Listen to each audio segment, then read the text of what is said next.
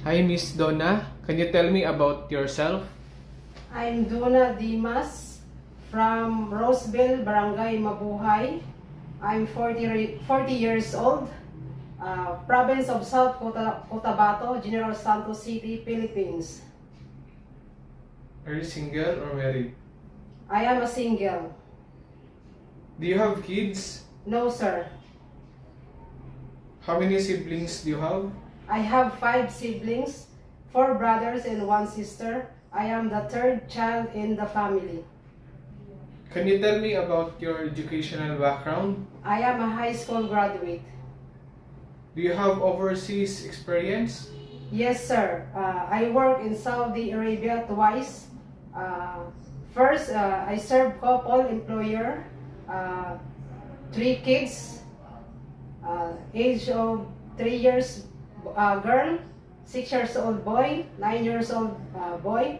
I do all around household chores like cleaning, cooking, ironing, laundry, and gardening. On what year?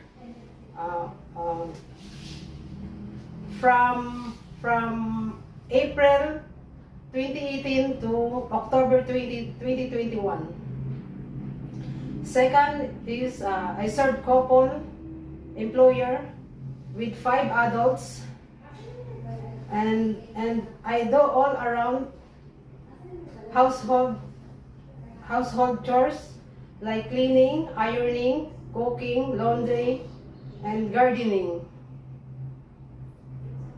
Did you finish your contract? Yes, sir. How would you describe yourself?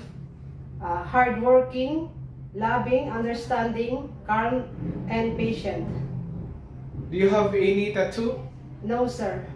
Did you undergo any kind of surgery? No, sir. Why do you want to go abroad? To sustain the needs of my family, especially the education of my one younger brother. Are you willing to take care of a newborn baby? Yes, sir. Could you sing a nursery song? Yes, sir. Baba, black sheep, have you any wool? Yes, sir, 3 bags full. 1 for the master and 1 for the dame. 1 for the little boy who lives down the lane. Are you scared of cats or dogs? No, sir, I'm not afraid cats or dog. I'm willing to take care cats or dog. Give me your idea how can you take care of naughty children and children with tantrums.